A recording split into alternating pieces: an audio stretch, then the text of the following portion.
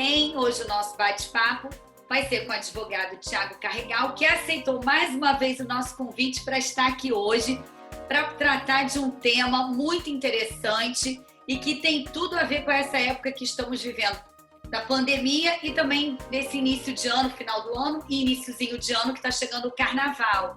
Thiago, obrigada por trazer as novidades e os esclarecimentos sobre aluguel por temporada. Cris, boa tarde. Muito obrigado pelo convite. É um prazer enorme estar com vocês, estar com os telespectadores, os ouvintes. E é um tema que abrange muito nesse período de pandemia, nesse período de férias escolares, em que pese não ter o carnaval, mas o feriado foi mantido. Exato. Então as pessoas buscando mais esse aluguel, esse contrato de aluguel para poder se resguardar e se precaver um pouco da rotatividade dentro de um hotel ou de uma pousada. Então, eu queria que você nos ajudasse, porque a pandemia, como a gente estava conversando nos bastidores, potencializou, né, a demanda, a procura por esse tipo de aluguel, que não só no início, no finalzinho do ano, para as festas, né, de fim de ano, Natal, Ano Novo, e Carnaval. Mas durante aí o ano passado nós vimos isso, por exemplo, algumas regiões, principalmente na Serra e até mesmo a região dos lagos, foram muito demandadas por pessoas querendo alugar, né, para passar aí a pandemia, fazer o isolamento nesses locais. Vimos também a movimentação de pessoas até querendo comprar, né, o mercado imobiliário também viu esses potenciais compradores chegando, até mesmo movimentou compras de terreno para construir a casa dos sonhos, enfim. Mas como funciona? Porque temos um aliado, que a internet, né, quer dizer, essa aliada fortíssima, que tem nos ajudado bastante e na pandemia também intensificou. Só que também muitas coisas acontecem daquelas fotos que não remetem à realidade do imóvel que vai realmente ser alugado. E como é que fica isso na hora que a pessoa que vai alugar, o inquilino, chegar lá? Como é que... Conta tudo pra gente, esmiuça, porque é um assunto que merece muita atenção nesse momento. Merece muita atenção e a gente precisa, de fato, entender qual a diferença principal de um aluguel por temporada de uma locação residencial comum. Uma locação por temporada, ela tem um prazo máximo de contrato de 90 dias. Excedeu esse prazo, já não se é considerada mais uma locação um contrato de locação por temporada, e sim um contrato de locação residencial. Se a pessoa firmar o contrato dentro desses 90 dias e passar o prazo sem que o locador, sem que o locatário, eles se comuniquem, passa a vigorar aí sim um contrato por prazo indeterminado. Mas vamos tentar esmiuçar o que isso traz para a pandemia. Isso. A pandemia ela trouxe uma situação muito nova para muita gente, para todos nós, na verdade. Todos nós estamos vivendo situações que a lei não previa, que a gente não imaginou passar. Muita gente utilizava contratos de aluguel por temporada para utilizar em viagens, a trabalho, para poder usufruir das suas férias, de lazer. E tudo isso deu uma paralisada com o início da pandemia e começou a reaquecer a partir de outubro, novembro do ano passado, ainda mais agora com os feriados de fim de ano e o carnaval se aproximando. É muito importante que as pessoas elas procurem, dentro da internet, claro, porque é o meio mais eficaz de você encontrar aquilo que você procura para a temporada. Sim. Que você busca a idoneidade daquela pessoa que está ofertando a casa para aluguel. Que você veja se o preço está de acordo e não acredite apenas em fotos. Como você bem colocou, as fotos elas podem ser tratadas ou elas podem ser de outras localidades que não é a que está sendo locada. Então, pela dificuldade que se tem de locomoção, peça para aquela pessoa que está locando o imóvel fazer um vídeo, uma chamada de vídeo através de aplicativo, Sim. Através de Skype, qualquer aplicativo de vídeo para poder a pessoa mostrar de fato qual é a casa. E o mais importante, contrato. Tem que ter um contrato. Contrato de aluguel por temporada de boca apenas. você precisa entender o que está englobado no valor do aluguel, quais são as características da casa, se a casa aceita animais ou não, se o locador ele permite um número X de pessoas dentro da casa. Tudo isso precisa ser observado, porque é uma diferença muito grande para um aluguel residencial. Sim. E muito importante frisar, não se pode dar destinação comercial a esse aluguel por temporada. Corre o risco de você infringir o contrato. Tá, eu queria desculpa, te cortei, mas eu queria te fazer uma pergunta. Como fica a garantia, por exemplo, na locação residencial, né, tradicional, existe a figura, né, da garantia, né? Existe na maioria dos contratos é a figura do fiador. Sabemos que a figura do fiador já está ficando um pouquinho para o lado, porque tem as outras opções de seguro-fiança e por aí vai, até o aluguel também por aplicativo, né, no aluguel residencial. Mas no aluguel por temporada, é necessário a garantia ou como é que é isso? É o pagamento antecipado? Como é que é? Então, o aluguel por temporada, como mais uma característica que difere da locação residencial, é justamente o pagamento antecipado das parcelas. Se a pessoa fizer um contrato de 90 dias, que é o prazo máximo para locação por temporada, ela tem que antecipar o pagamento no total ou na parte, ou em parte, ou metade do valor da locação inteira, e no final a outra metade. Tudo isso ajustado, obviamente, com aquele que está locando o imóvel. E deve constar no contrato? Constar tudo no contrato, porque dentro desse valor que a pessoa está pagando, tem que constar os gastos que já estarão embutidos no valor. Luz, telefone, internet, seguro, para o caso do locador exigir uma seguro-fiança, um seguro de garantia através de título de capitalização. Tudo isso tem que estar embutido no valor e especificado no contrato, para que não surjam aqueles gastos extras, porque não é permitido no contrato de aluguel por temporada. Tudo tem que estar especificado explicitamente no contrato. Aí, por exemplo, já que todo mundo está fazendo buscando esse tipo de aluguel como refúgio por conta do isolamento social, os números têm aumentado, infelizmente, enfim, né, de contaminação.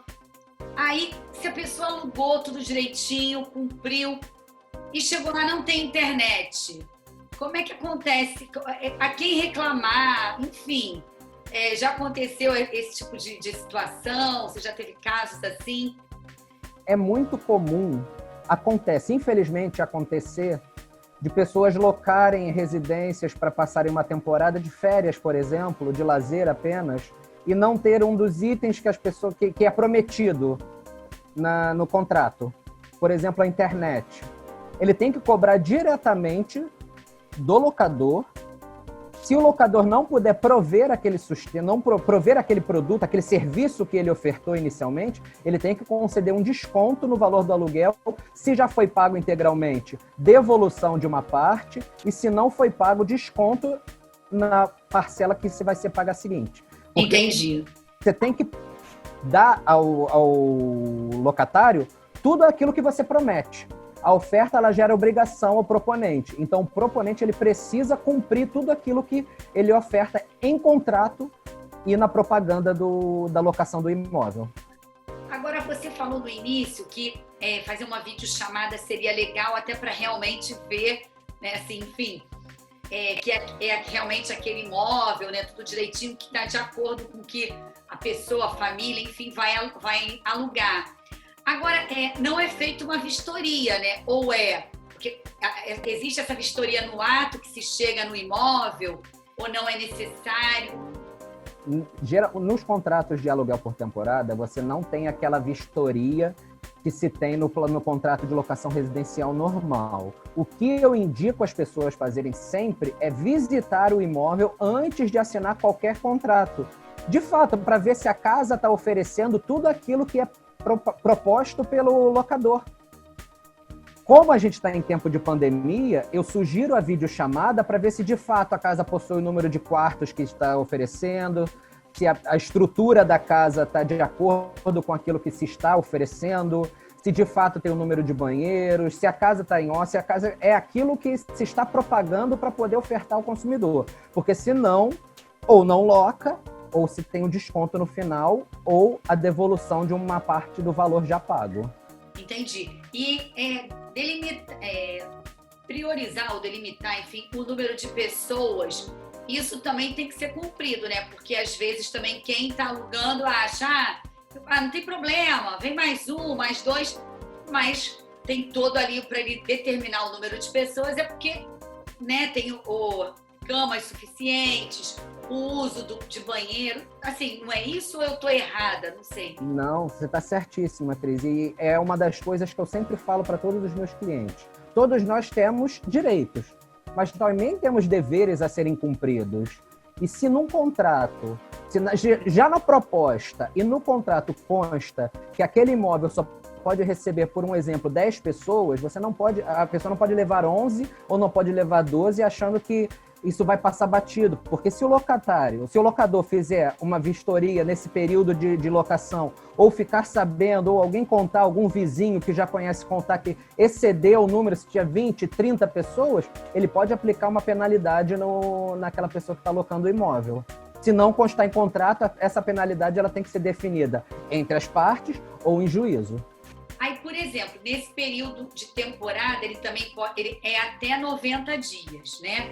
Mas, geralmente, a pessoa pode alugar uma semana, um fim de semana, 15 dias, não importa. E vamos supor que neste período, vamos botar aí que no final de semana, ou carnaval, não vai ter, né? O carnaval, existe o feriado, está mantido.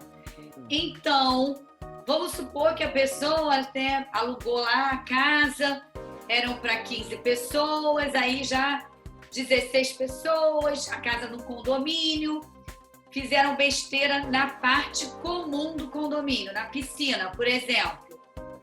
Quem se responsabiliza? Assim, a administração do condomínio chama atenção, multa, isso vai recair sobre o proprietário do imóvel ou sobre quem está alugando? Como é que é essa relação? Então, Cris, geralmente, tanto no contrato de aluguel por temporada como uma locação residencial comum, a responsabilidade pelo zelo é de quem está locando. Então, a responsabilidade do zelo do condomínio, das áreas comuns, é daquele locatário que está ali usufruindo do imóvel e das áreas comuns do condomínio.